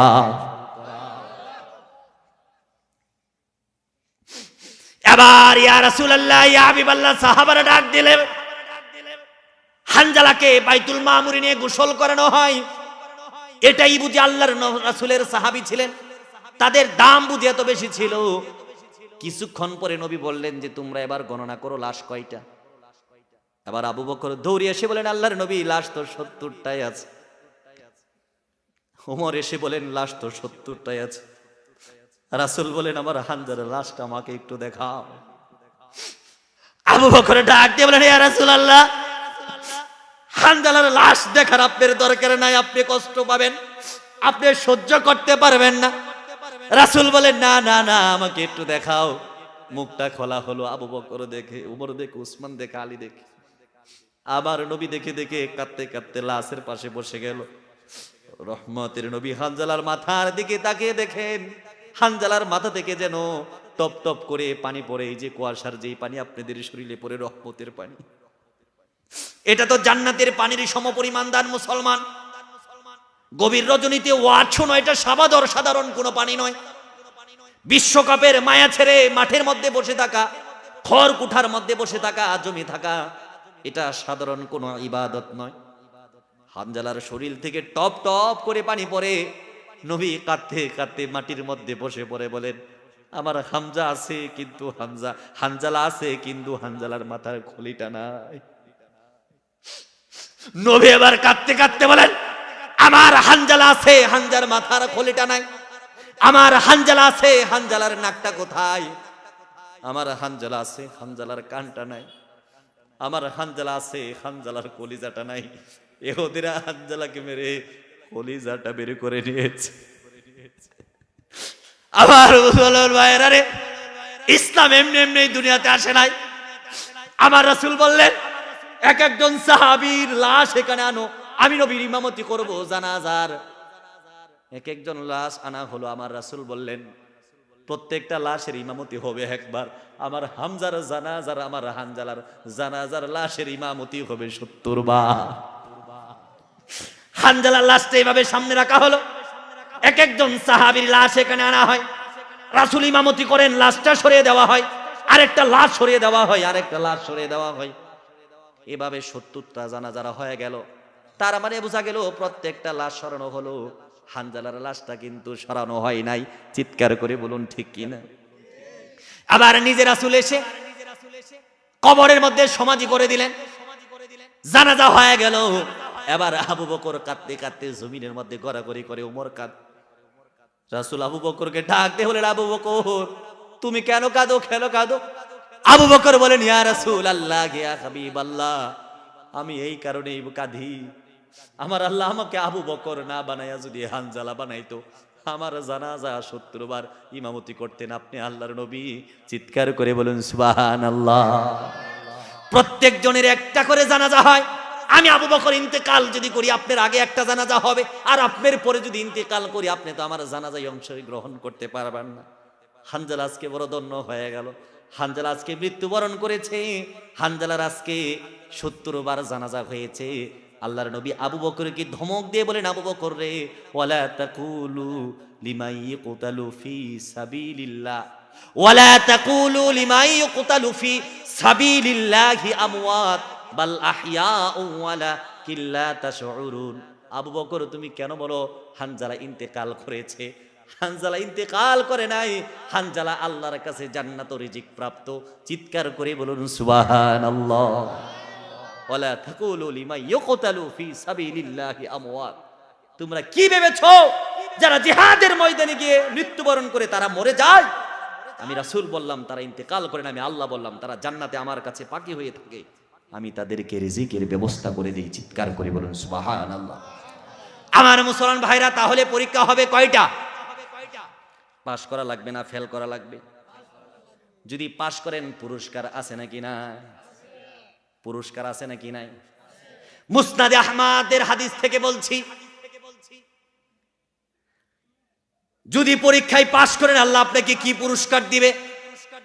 বিপদে যদি আপনি ধৈর্য ধারণ করেন আল্লাহ পাক আপনাকে এত বড় পুরস্কার দিবেন, এত সুবিশাল পুরস্কার দিবেন, যেই পুরস্কারের সাথে গোটা পৃথিবীর কোনো পুরস্কার মিলবে না। চিৎকার করে বলুন সুবহানাল্লাহ। বিপদে পড়লে কয়টা আমল করবেন? একটা আমল। কয়টা আমল? একটা আমল যদি আপনি বিপদে করেন আল্লাহ পাক আপনাকে এমন পুরস্কার দিবেন, যেই পুরস্কার আপনি এই 2 চোখ দিয়ে দেখেন নাই, কল্পনা করেন নাই। আল্লাহ পাক আপনাকে দুনিয়াতেই এত বড় পুরস্কার দান করে দিবে। একটা ছাগল মরে গেছে রোড অ্যাক্সিডেন্টে, দাম তো 4,000 টাকার ছাগল গেছে, আল্লাহকে গালি দিয়েছেন আপনি 5,000। মহান রব বলেন গালি না দিয়া যদি আমার কাছে ধৈর্য ধারণ করতি, আমি তোকে এত রিজিক দান করে দিতাম, তুই 4 লক্ষ টাকা দিয়া কুরবানি দিতি, মানুষের টেরও পাইতো না। চিৎকার করে বলেন সুবহানাল্লাহ।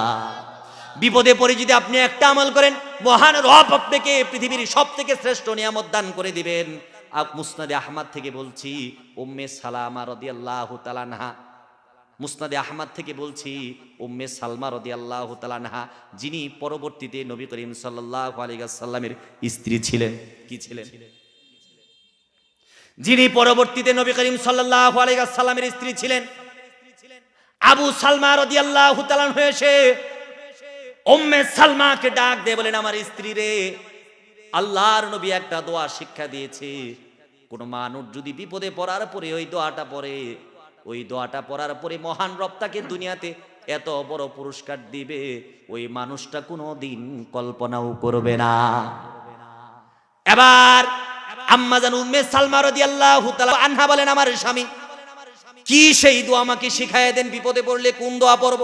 আবু সালমা রাদিয়াল্লাহু তাআলা আনহু বলেন, বিপদে যখন তোমরা পড়বা, আল্লাহর নবী বলেছেন, আল্লাহুম্মা আজরিনি ফি মুসিবাতি ওয়া আখলিফলি খায়রাম মিনহা।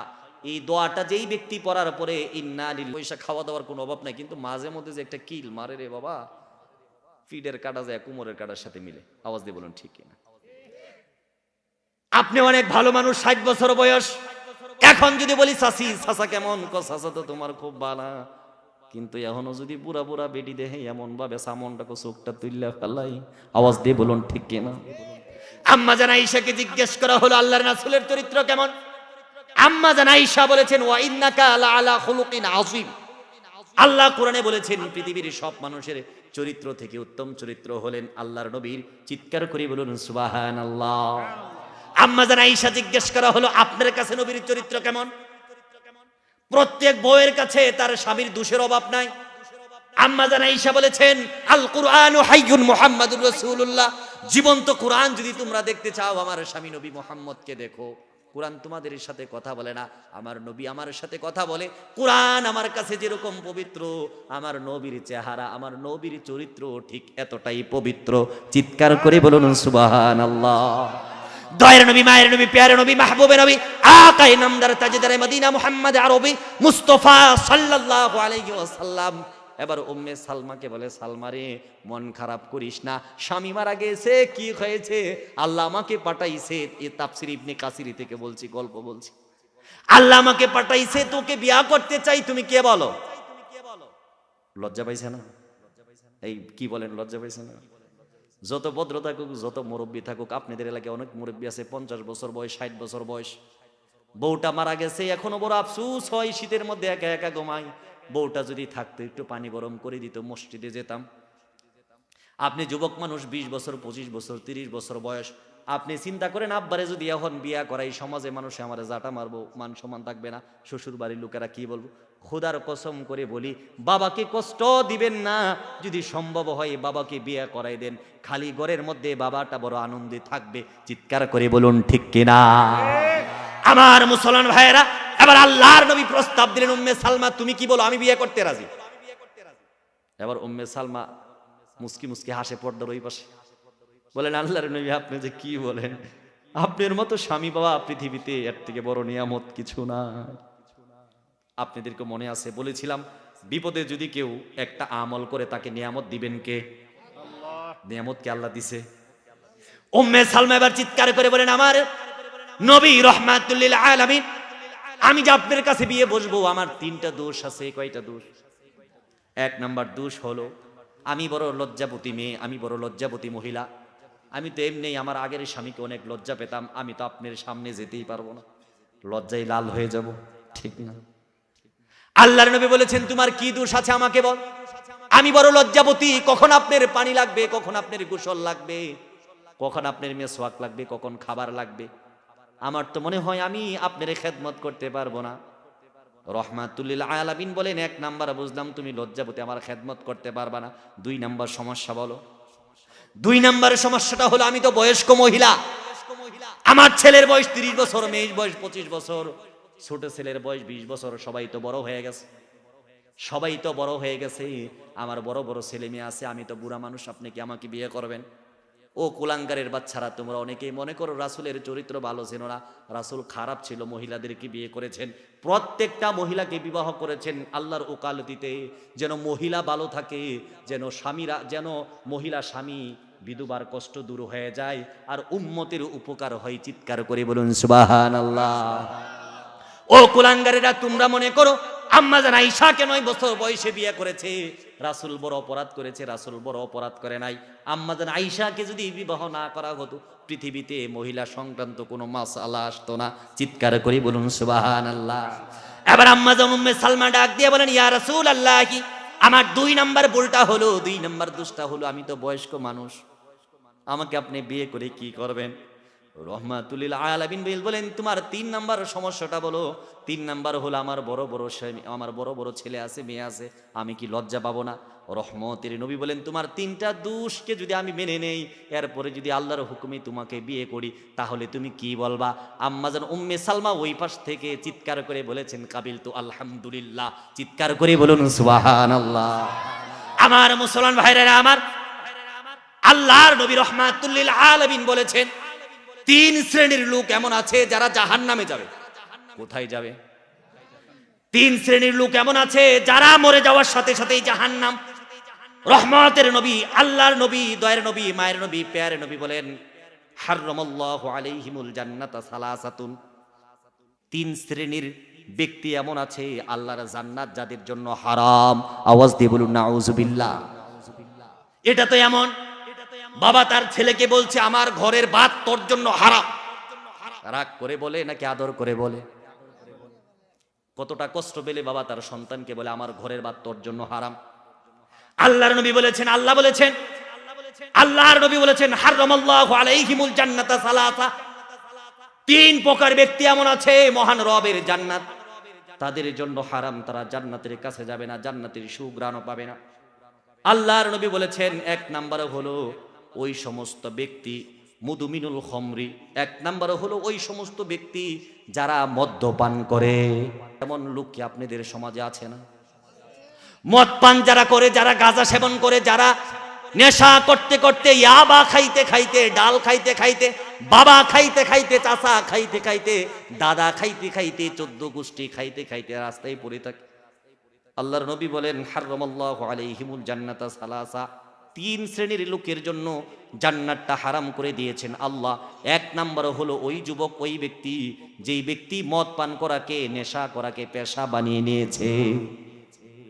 যেই ব্যক্তি লজ্জাস্থানের মধ্যে ইনজেকশন দিয়ে নেশা করে, যেই ব্যক্তি ইয়াবা ট্যাবলেট খেয়ে নেশা খায়, যেই ব্যক্তি হিরোইন খেয়ে নেশা খায়, ওই ব্যক্তির জন্য জান্নাত হারাম করে দিয়েছেন আল্লাহ। শুধু তাই নয়, আল্লাহর নবী বলেছেন, ফাকাদ ওয়াকা আলা খালাতিহি ওয়া আম্মাতিহি।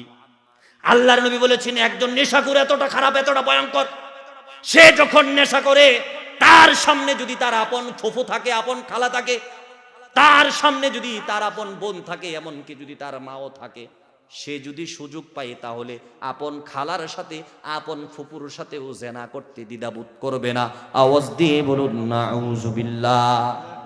বাবা তোমার পায়ে হাত দিয়ে বলি, ছেলেটা কি তোমার নেশাখোর? তাহলে বোনটাকে সাবধানে রাখবা, মেয়েটাকে সাবধানে রাখবা।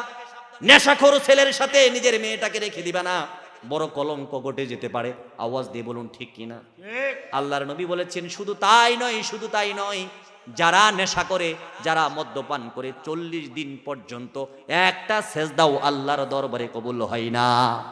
আল্লাহর নবী হাদিসের মধ্যে বলেন, যারা নেশা করে, কাল কিয়ামতের কঠিন মুহূর্তে জাহান্নাম যখন তাকে দেওয়া হবে, সমস্ত জাহান্নামীর শরীর থেকে যেই পুষ, যেই রক্ত, যেই ঘাম বের হবে, ওই ব্যক্তিকে ওই রক্ত, ওই পুষ, ওই ঘাম খেতে দেওয়া হবে। আওয়াজ দিয়ে বলুন নাউজুবিল্লাহ। আমার মুসলমান ভাইরা, তাহলে হারামাল্লাহু আলাইহিমুল জান্নাতা সালাসা, 3 শ্রেণীর ব্যক্তির জন্য আল্লাহর জান্নাতটা হলো হারাম। 1 নম্বরে হলো মুদমিনুল খমরি, যারা শরাব পান করে, মদ পান করে, যারা নেশাখোর, যারা নেশা করে নিজের সেন্সকে যারা লস করে ফেলে, এদের জন্য আল্লাহর জান্নাতটা হারাম। যার জন্য আল্লাহর জান্নাত হারাম, তার জন্য আল্লাহর জাহান্নামটা ওয়াজিব। আওয়াজ দিয়ে বলুন ঠিক কিনা? 2 নম্বরে হলো ওয়াল আক, পিতামাতার অবাধ্য সন্তান, পিতামাতার নাফরমান সন্তান। বউটা রাগ করে, বৃদ্ধ বাবার জন্য আগুন আনলে বৃদ্ধ বাবার প্রস্রাব পায়খানার দুর্গন্ধে ঘরে থাকা যায় না। বউ সিদ্ধান্ত দিছে, বউ সিদ্ধান্ত নিয়েছে, যদি ঘরে তোমার মা থাকে আমি থাকবো না, আর যদি আমি থাকি তোমার বৃদ্ধ মা থাকবে না। আমার মুসলমান ভাইরা রে, বউ সিদ্ধান্ত নিয়েছে মা থাকলে বউ থাকবে না, বউ থাকলে মা থাকবে না। বউ তো বলেও ফেলে, তুমি কি বেশি আমাকে ভালোবাসো নাকি তোমার মাকে? কপালের মধ্যে ঝাড়ু দিয়া পিটাও করে দৌড়াইতে থাকবেন আর বললেন, আল্লাহর নবী বলেছেন, হুমা জান্নাতুকা ওয়া নারুকা, বাবাই আমার জান্নাত, মাই আমার জান্নাত, বাবাই আমার জাহান্নাম, মাই আমার জাহান্নাম। আওয়াজ দিয়ে বলুন ঠিক কিনা? একজন সাহাবী বলেছেন, আরতু আন আকসু ইয়া রাসূলুল্লাহি সাল্লাল্লাহু আলাইহি ওয়াসাল্লাম, আমি জিহাদের ময়দানে যেতে চাই, আস্তাশিরুকা, আপনার কাছে পরামর্শের জন্য এসেছি। আল্লাহর নবী বলেন, আলাকা মিন উম্মিন বাইতি, তোমার ঘরে কি তোমার মা আছে? বলেছেন, হ্যাঁ, নাম উম্মি বাইতি, আমার ঘরে আমার মা আছে। আল্লাহর নবী বলছেন, আল জিমহা ইন্নাল জান্নাতা ইনদা রিজলিহা, জিহাদের ময়দানে যেতে হবে না, ঘরে ফিরে যাও, ওই জান্নাত আল্লাহ পাক তোমার মায়ের পায়ের নিচে রেখে দিয়েছেন। চিৎকার করে বলুন সুবহানাল্লাহ। তাহলে হারামাল্লাহু আলাইহিমুল জান্নাতা সালাসা, তিন শ্রেণীর লোকের জন্য আল্লাহর জান্নাত হারাম। এক নাম্বার মদখুর ব্যক্তি, নেশাখোর ব্যক্তি, ইয়াবাখোর ব্যক্তি, ট্যাবলেটখোর ব্যক্তি, গাঁজাখোর ব্যক্তি, হিরোইনখোর ব্যক্তি। দুই নাম্বার হলো ওয়াল আক, যারা পিতামাতার অবাধ্য সন্তান, পিতামাতার নাফরমান সন্তান। আমরা তো মোবাইল খুললে, পত্রিকা খুললে এখন এমনও দেখি, কয়েকদিন আগে দেখেছি রংপুরের পীরগাছায় প্রকৌশলীর মৃত্যু হয়েছে বৃদ্ধাশ্রমে, সন্তান ছেলে মেয়ে পিতারা জানাজায়ও আসে নাই। আওয়াজ দিয়ে বলুন নাউযুবিল্লাহ। আমার মুসলমান ভাইরা, তিন নম্বরে জাহান্নামে যাব ওই সমস্ত মানুষ, জান্নাত তার জন্য হারাম, যারা হলো দাইয়ুস ব্যক্তি। যারা কি ব্যক্তি? দাইয়ুস কি বুঝেন? দাইয়ুস হলো ওই ব্যক্তি যার স্ত্রীটা পর্দা করে না, যার মেয়েটা পর্দা করে না, যার স্ত্রীটা টিভি দেখে, যার মেয়েটা টিভি দেখে, যার মেয়েটা পাতলা গেঞ্জি আর জিন্স প্যান্ট পরে রাস্তায় হাঁটে, যার বউটা মার্কেটে যা, মার্কেটের প্রত্যেক দোকানদারের নাম্বার যার বউয়ের কাছে আছে, যার বউয়ের নাম্বার চুরখাই বাজারের প্রত্যেক দোকানদারের কাছে আছে, প্রত্যেকের সাথে বাবি খুশগল্প আলাপ হয়, ইমুতে আলাপ হয়, হোয়াটসঅ্যাপে আলাপ হয়, মেসেঞ্জারে আলাপ হয়। যেই যুবক এগুলো সহ্য করে, যেই হাজী সাহেব এগুলো সহ্য করে, স্ত্রীর অত্যাচার, মেয়ের অত্যাচার, স্ত্রীর বেপর্দা, মেয়ের বেপর্দা, যেই হাজী সাহেব সহ্য করে, যেই খতিব সাহেব সহ্য করে, যেই সভাপতি সহ্য করে, যেই বক্তা সাহেব সহ্য করে, ওটা হলো দায়ুস। ওই দায়ুস ব্যক্তির নামাজ কবুল হবে না, আল্লাহর জান্নাতের গ্রাণও পারবে না, তার জন্য আল্লাহর জান্নাতকে হারাম করে দিয়েছেন আল্লাহ। চিৎকার করে বলুন ঠিক কিনা? আমার মুসলমান ভাইরা, তাহলে তিন শ্রেণীর ব্যক্তির জন্য আল্লাহর জান্নাতটা হারাম। এক শ্রেণীর হলো ওই ব্যক্তি যেই ব্যক্তি মদ পান করে, দুই নম্বরে হলো যেই ব্যক্তি পিতামাতার অবাধ্য সন্তান, তিন নম্বরে হলো দাইয়ুস ব্যক্তি। আওয়াজ দিয়ে বলুন নাউযুবিল্লাহ। আমি আপনাদেরকে আর কোন ভাষায় বুঝাবো? আল্লাহ পাক আমাদেরকে কত নিয়ামতের মধ্যে ভরপুর রেখেছেন। আল্লাহ পাক কোরআনের মধ্যে বারবার সতর্ক করেছেন। আল্লাহ পাক বলেছেন, ফাবি আইয়ি আলাই রাব্বিকুমা তুকাজ্জিবান, এত এত নিয়ামত তোমাকে দান করেছি, আমার কোন নিয়ামতকে তুমি অস্বীকার করো? কোন কোন নিয়ামতকে তুমি অস্বীকার করো? এমন একটা চোখ দিয়েছি, এমন একটা নাক দিয়েছি, এমন একটা জিহ্বা দিয়েছি, 24 ঘন্টা অক্সিজেন দেই। নেক্সাস হসপিটালে যান, একদিন অক্সিজেন গ্রহণ করলে 15,000 20,000 টাকা লাগে। 60 বছর অক্সিজেন গ্রহণ করেছেন, একটা টাকা নেন নাই। আল্লাহ, চিৎকার করে বলুন ঠিক কিনা? রাস্তাঘাটের মধ্যে কখনো চড়েছ যুবক? এক বোতল পানি কিনলে 40 টাকা লাগে, আর 30 বোতল পানি লাগে তোমার গোসল করতে, 5 বোতল পানি লাগে ওযু করতে। হাফ বোতল পানি খায়া বাকি আরো 1 কলসি পানি নষ্ট করে দাও। মহান রব কিন্তু বলে নাই টাকা নাই, পানি নাই। আওয়াজ দিয়ে বলুন ঠিক কিনা? আমার মুসলমান ভাইরা, আজকে আমি আপনাদেরকে বলবো, আমাদের মাথার উপরে যেই সূর্যটা আছে, এটার কিছু উপকারিতা আছে নাকি নাই? আওয়াজ দিয়ে বলুন, কিছু উপকারিতা আছে নাকি নাই? আমরা কি মনে করি এই যে লাইটে আলো দিয়েছে, সূর্য শুধু আমাদেরকে আলো দেয়, এটাই কি? বৈজ্ঞানিকের দৃষ্টিতে সূর্যের কিছু উপকারের কথা আমি আপনাকে বলবো। মাথার উপর থেকে যেই সূর্য জমিনের মধ্যে পড়ে, ওটা শুধু আলো না, ওটা শুধু আলো না। বৈজ্ঞানিক আজকে প্রমাণ করেছে, পৃথিবীতে যদি সূর্য না থাকতো, পৃথিবীর কোনো মানুষ বেঁচে থাকতো না। আওয়াজ দিয়ে বলুন সুবহানাল্লাহ। আমার মুসলমান ভাইরা, বিজ্ঞান আজকে বলেছে, এই যে সকালবেলার সূর্যের যেই তাপটা উঠে, একটা ছোট বাচ্চাকে যদি সকালবেলা রৌদ্রের মধ্যে রাখা হয়, একজন বৃদ্ধ বাবাকে যদি সকালবেলা রৌদ্রের মধ্যে পরিষ্কার করে রাখা হয়, বিজ্ঞান প্রমাণ করেছে ওই বৃদ্ধ বাবার হাড়ের ক্ষয়রোধ, ওই বৃদ্ধ বাবার হাড়ের ব্যথা ওই দুর্বল হাড় আর ছোট বাচ্চা যার হাড় মাত্র সকালে একদম নরম নরম থাকে। আল্লাহর নবী বলেছেন হাদিসের মধ্যে, এটা বড় উপকারী রোদ, তোমরা সকালবেলা ঘুমাইবা না। আর আমরা তো রোদ কতদিন পরে উঠে আমরা টেরই পাই না। আওয়াজ দিয়ে বলুন ঠিক কিনা।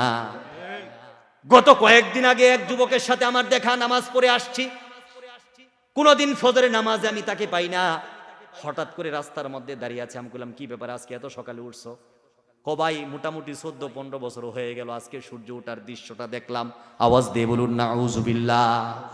আমার মুসলমান ভাইরা আমার, আবার বিজ্ঞান প্রমাণ করেছে সকাল বেলার যেই রোদটা থাকে ওটার মধ্যে ভিটামিন ডি থাকে। ওই রোদের মধ্যে যদি বাচ্চাকে দেওয়া হয় বাচ্চার হাড়গুলো শক্ত হয়। ওই রোদের মধ্যে যদি বৃদ্ধ বাবাকে দেওয়া হয় বৃদ্ধ বাবার হাড়গুলো শক্ত হয়। চিৎকার করে বলুন সুবহানাল্লাহ।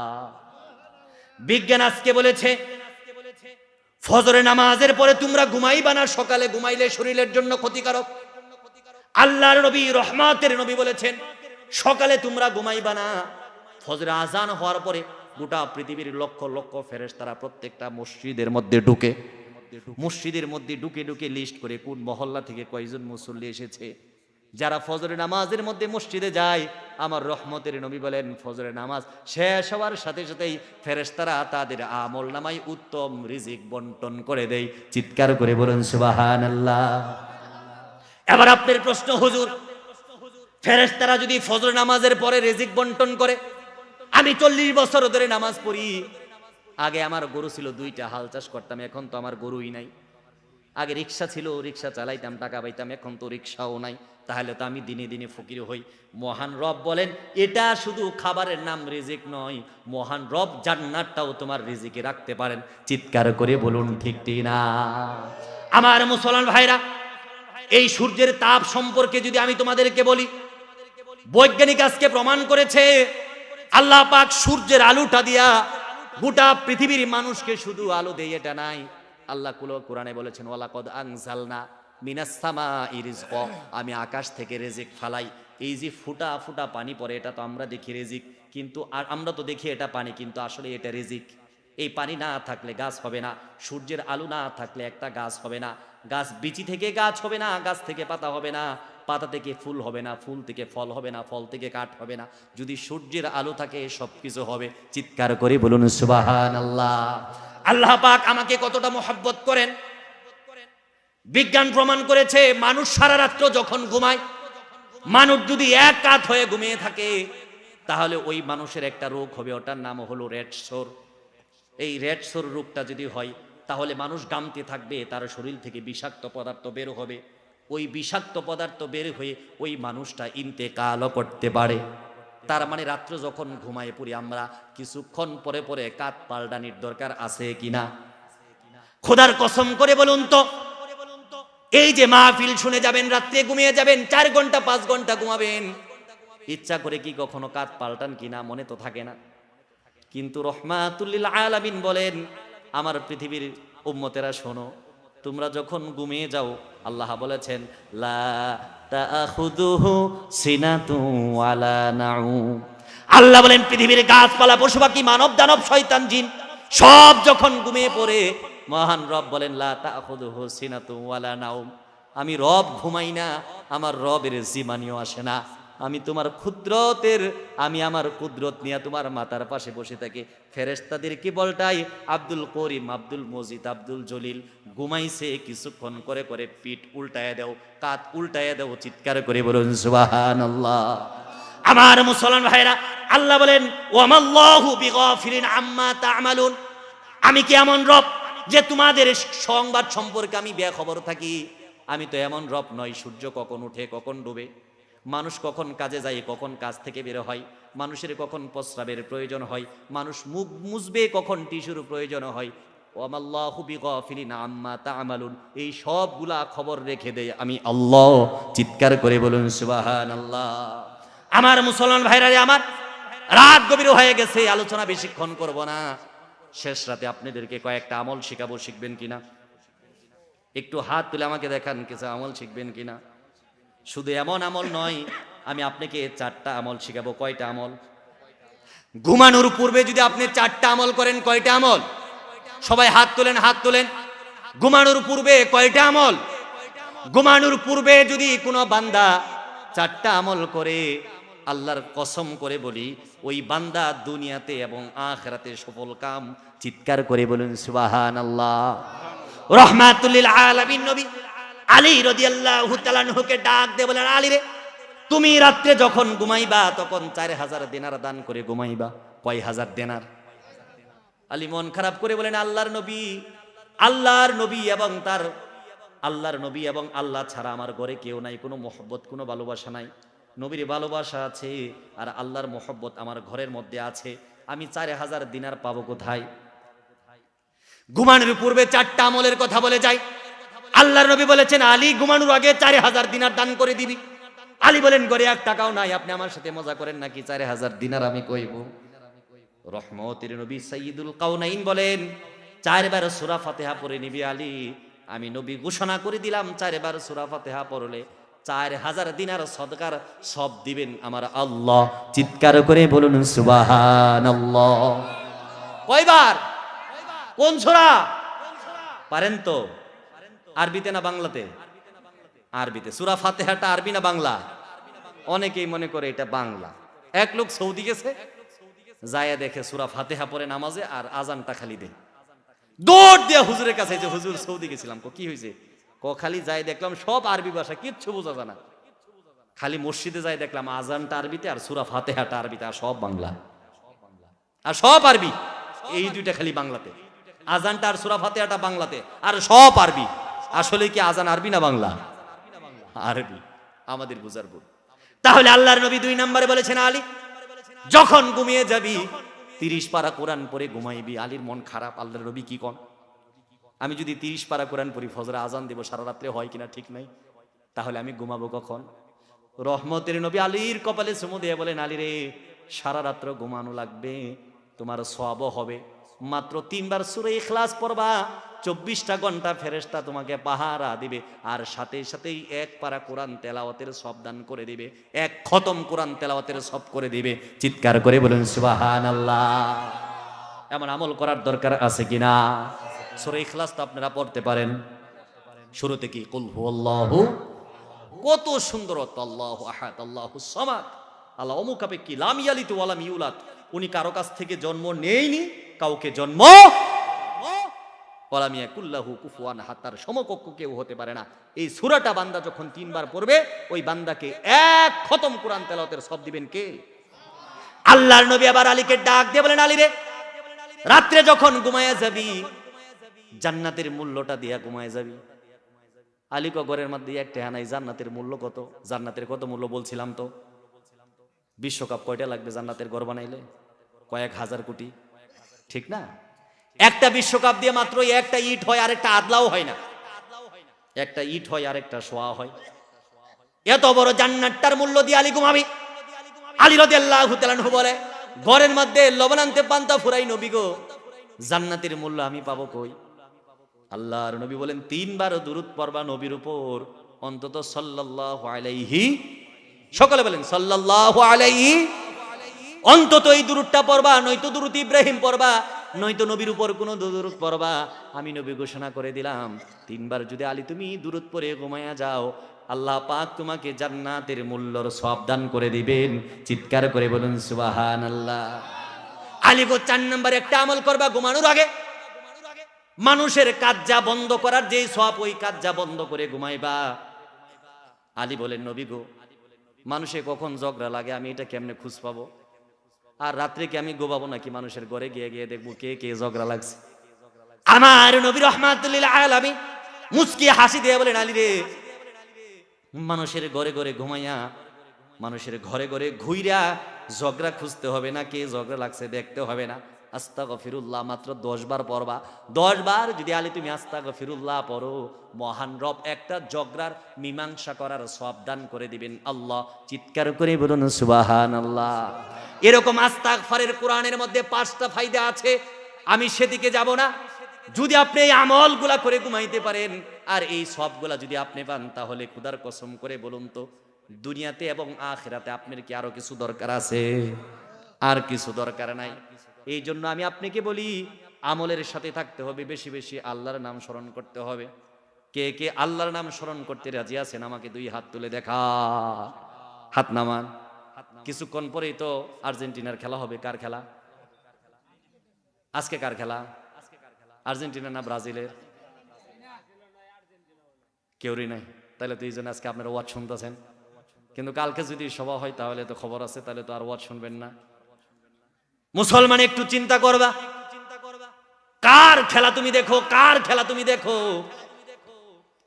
ওই যে আমরা দেখেছিলাম ব্রাহ্মণবাড়িয়ার এক যুবক 4 কিলোমিটার লম্বা পতাকা টানাইছে।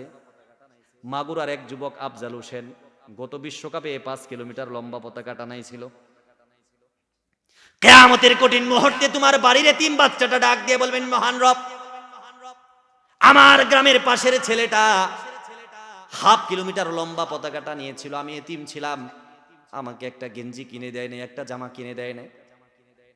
আমি পাগলপাড়া হয়ে ঘর থেকে বের হয়ে গিয়েছিলাম। আমি স্টেশনে শুয়ে আছিলাম কুকুরের সাথে। কুকুরটা আমাকে তার বুকে জায়গা দিয়েছিল। আমি কুকুরটার বুকের মধ্যে মাথা রেখে, নিজের তো মা নাই বাবা নাই, কুকুরটাকে জড়িয়ে ধরেছিলাম। কুকুরটা আমাকে জায়গা দিয়েছিল, দিয়েছিল, আরাম দিয়েছিল। তোমার বাড়ির সামনে যেই পাগলি বাচ্চা নিয়ে ঘোরাফেরা করে চুরখাই বাজারে যেই পাগলি থাকে, পাগলির তো সেন্সলেস, পাগলির তো শরীরে পোশাক থাকে না, পাগলি তো কিছু বুঝে না, কিন্তু পাগলির পেটে বাচ্চা আছে। ওই বাচ্চা তো পাগলির পেটে কোনো পাগলে দেয় নাই, তোমার মতো আমার মতো সুস্থ মানুষ দিয়েছে। এখনো সুস্থ সমাজ নিয়ে চলে, সমাজের মধ্যে মাতবরি করে। আওয়াজ দিয়ে বলুন ঠিক কিনা? কিয়ামতের কঠিন মুহূর্তে মহান রবকে ডাক দিয়ে পাগলি দাঁড়িয়ে যাবে। পাগলি দাঁড়িয়ে যাবে, বলবে, আমি চুরখাই বাজারে ছিলাম, আমি মানুষের দুয়ারে দুয়ারে ঘুরতাম, আমার সাথে জেনা করে মানুষ আমাকে সন্তান দিয়েছে। সন্তানের দায়িত্ব নেয় নাই, আমার দায়িত্ব নেয় নাই। আমার সন্তানটা কাপড়ের জন্য, খাবারের জন্য মানুষের দুয়ারে দুয়ারে ঘুরেছে, মানুষ আমাকে সাহায্য করে নাই, আমার বাচ্চাকে সাহায্য করে নাই। মহান রব 1 কিলোমিটার 4 কিলোমিটার আর্জেন্টিনার পতাকা টানাইছিল, ব্রাজিলের পতাকা টানাইছিল, বিরিয়ানি পাক করে খাইছিল, মুড়ি ভর্তা করে খাইছিল, কিন্তু আমাকে খেতে দেয় নাই। মহান রব এই সাপুটাদেরকে যতক্ষণ পর্যন্ত জাহান্নামে না দিবে ততক্ষণ পর্যন্ত তোমার বিচারের ময়দান আমরা ত্যাগ করব না। চিৎকার করে বলুন নাউজুবিল্লাহ। এমনটা যদি হয়ে যায়, আমাদের বিরুদ্ধে যদি এমনটা হয়ে যায়, তাহলে কোন উপায় আছে? আল্লাহ তো সূরা মাইদার 51 নম্বর আয়াতে বলেই দিয়েছেন, ইয়া আইয়ুহাল্লাযীনা আমানু লা তাত্তাখিযুল ইয়াহুদা ওয়ান নাসারা আউলিয়া বা'দুহুম আউলিয়া বা'দ। সাবধান সাবধান, তোমরা কাকে বন্ধু মনে করো? তোমরা বুঝি মেসিকে বন্ধু মনে করো, তোমরা বুঝি নেইমারকে বন্ধু মনে করো, ক্রিস্টিয়ানো রোনালদোকে তোমরা বুঝি বন্ধু মনে করো। 3 জন স্টারকে যদি একসাথে রাখা হয়, বাকি জীবন কাটিয়ে দিবে, কোনোদিন ঝগড়া হবে না, পান নিয়ে কোনোদিন মারামারি হবে না। কিন্তু যদি আর্জেন্টিনা, ব্রাজিল আর জার্মানি আর পর্তুগালের 4টা সাপোর্টারকে যদি একটা রুমের মধ্যে রেখে দেওয়া হয়, 2 দিন পরে দেখা যাবে লাশ পোষা গন্ধ বের হয়। আওয়াজ দিয়ে বলুন ঠিক কিনা? এই জন্যই ভাই, কার পিছনে ঘুরো? যুবক, যুবক তুমি কার পিছনে ছুটে চলেছ? আজকে এক যুবক আয়োজন করেছে, বলেছে, হুজুর আর কোনোদিন গুনাহ করব না, ভালো হয়ে যাব, নাটক করব না, গান করব না, কোরআনের আলোচনা শুনবো, কোরআনের পথে থাকবো। আল্লাহ পাক যুবককে কবুল করুন, সকলে বলি আমিন। আর আমাকে আজকে হাত তুলে দেখান যে হুজুর যতদিন আছে নামাজ ছাড়বো না। ভাই এই যে হাত দেখেন, আগেই উঠানো শুরু হয়েছে, বলার আগেই শুরু, কিন্তু উঠানোর সময় নিয়ত করছেন যে হুজুর আজকে ফজরটা পড়বো না, খালি পড়েন। ভাই একটা কথা মনে রাখবেন, আমরা যাদের সাথে চলি, আমরা যাদের সাথে থাকি, কিয়ামতের কঠিন মুহূর্তে তারা জান্নাতে চলে যাবে। আমাদের মধ্য থেকে অনেকেই জাহান্নামের পথ হয়ে যাবে। আল্লাহকে বলবে, আল্লাহ তো আমার বন্ধু ছিল, ও যে জান্নাতে যাচ্ছে, আমি যে জাহান্নামে যাচ্ছি। রব ডাক দিয়ে বলবেন, ও তো তোমার সাথে খেলা করতো, কিন্তু আজান হয়ে গেলে খেলা বন্ধ করে মসজিদে চলে যেত। যুবক, কোন চাকচিকের পরে পিছনে তুমি পড়েছো? কোন মেয়ের পিছনে পড়েছো? এই মেয়ের যৌবন তো থাকবে না, মেয়ের বডি ফিটনেস, মেয়ের ফিগার তো এরকম থাকবে না, কোমর তো এত সুন্দর থাকবে না। মনে করেছো ওখানে কোন নিয়ামত আছে? বিয়ে করে দেখো, নিয়ামত আস্তে আস্তে কমবে। বৃদ্ধ হয়ে দেখো, নিয়ামত একেবারেই থাকবে না। মরার আগ পর্যন্ত মনে হবে সন্তানের দরকার ছিল না, স্ত্রীর দরকার ছিল না, শুধু কালেমাটার দরকার ছিল। ওদিন বুঝবে কালেমাটার দাম কত। আওয়াজ দিয়ে বলুন ঠিক কি? উফ, আল্লাহ পাক যেদিন আপনাকে হেদায়েত দিবে ওই দিন থেকে আপনার ভিতরে অনুশোচনা শুরু হয়ে যাবে, কি করলাম কি করলাম কি করলাম। এই জন্য আল্লাহ পাক আমাদেরকে এই টুটা ফাটা কথাগুলো বোঝার তৌফিক দান করুন, সকলে বলি আল্লাহুম্মা আমিন। আসলেই গভীর রাতের ওয়াজ আর ভালো হওয়ার কথা না। এরপরে মাইকটাও দূরে, মানে এখানে আসলে আওয়াজ আসে, আবার কাছে গেলে নাই, বুঝতে পেরেছেন? তবে আলহামদুলিল্লাহ অল্প সময়ের অনুষ্ঠান। আমাকে বলেছে হুজুর আপনার এই বক্তা দাওয়াত দিব, আপনিই থাকবেন, যেদিন সুযোগ দিবেন ওই দিনই। বাইকে আছে নাকি? ভাই কই? সোহাগ ভাই কি ওয়াজ শুনছে নাকি অন্য কাজ নিয়ে ব্যস্ত, আল্লাহ জানে। আপনারা কেউ উঠাউঠি করবেন না, আরেকজন মুরব্বী হুজুর আছেন, উনি দোয়া করবেন। কেউ উঠবেন না ইনশাল্লাহ, হুজুরকে নিয়ে আসেন। আর একটা কথা মনে রাখবেন যে সব সময় আমাদেরকে ইসলামের পক্ষে থাকতে হবে। কোথায় থাকতে হবে? ইসলামের পক্ষে থাকতে হবে। আর আপনারা তো আমাকে অনেকে চিনেন, ঠিক না? ওই যে আমি বাগান বাড়িতে ওয়াজ করেছি, ওই নামাপাড়া ওয়াজ করেছি। কে কে ছিলেন বাগান বাড়িতে নামাপাড়াতে? মাশাআল্লাহ। আমার ফুফা আব্দুল মজিদ সাহেব আপনারা চিনেন? হ্যাঁ, আমার একদম আপন ফুফা। হ্যাঁ, আর পৃথিবী থেকে ফুপুদের থেকে বেশি আপন কেউ হয় না। কেউ হয়? এখন তো বড় হয়ে গেছি, মানে এখন আসতেও লজ্জা লাগে, আবার হয়েছে সময়ও থাকে না। কিন্তু ছোটবেলা আপনাদের এলাকায় অনেক এসেছি। আর আমাদের ফুপুরা আমাদেরকে অনেক আদর করে, অনেক। একটা কথা সবসময় মনে রাখবেন, মানে আপনার যারা মুরব্বী, আপনার যারা আত্মীয়, আপনার ফুফু আপনার বাবার বোন, তাই তো? আপনার বাবার সাথে আপনার ফুপুর ঝগড়া, এই যে উঠতেছেন মোনাজাত হবে, কেউ উঠবেন না। কিন্তু আপনি কখনো ফুপুর সাথে ঝগড়া করবেন না, আপনি চাচির সাথে ঝগড়া করবেন না, আপনার মামানির সাথে ঝগড়া করবেন না, আপনার চাচার সাথে ঝগড়া করবেন না, জেঠুর সাথে ঝগড়া করবেন না। তাদের ঝগড়া হতে পারে, কিন্তু আপনার কি তারা সমবয়সী? এই জন্য তোমার ফুপু তোমার মার বদনাম করবে, কিন্তু ফুফুকে বলা যাবে না তুমি আমার আব্বার বদনাম করে কেন, বলা যাবে? তোমার চাচি তোমার সামনে তোমার মায়ের বদনাম করা যাবে, করবে, কিন্তু এই জন্য চাচির গলায় ধরা যাবে? তোমার চাচা তোমার বাবাকে মারতে আসবে, এই জন্য তুমিও দাউনিয়া ফেলাইবা? আরে বেটা, তোমার চাচা তোমার বাবাকে মারতে আসছে, তুমি মনে করতেছো কাইটে বাসায় দিব। ওই তোমার চাচা আর তোমার বাবা এক খেতা নিয়ে টানাটানি করছে রাত্রে ঘুমানোর সময়। তুমি জানো না তাদের কি সম্পর্ক। তুমি বাবাকে যতটা বেশি মহব্বত করো, তোমার চাচা তোমার বাবাকে তার থেকে বেশি মহব্বত করে। কিছু কুলাঙ্গার আমরা যুবকেরা আছি, আপনারা মুরব্বীরা তো অনেক ভালো। আমি ওদেরকে যুবকদেরকে পায়ে ধরি, বলি তোমার বাচ্চাকে তোমার বাবা ধমক দিছে। তোমার বাচ্চা তোমার বাবার কি? তোমার বাচ্চাকে তোমার মা ধমক দিয়েছে, তোমার বোন ধমক দিয়েছে। তোমার বোন তোমার বাচ্চার কি? ফুপি। আরে পাগলের পাগল, ছাগলের ছাগল। তোর বাচ্চাকে তুই যতটা বেশি ভালোবাসিস, তোর বাবা তোর সন্তানকে আরো 1000 গুণ বেশি ভালোবাসে, 1000 গুণ ভালোবাসে, 1000 গুণ। মিয়া কি বুঝো তুমি? কি বুঝো যুবক? তুমি কি বুঝো? গুড়া ডিম তুমি বুঝো। আমার সন্তানকে আমি যতটা ভালোবাসি, আমার বাবা আরো বেশি ভালোবাসে।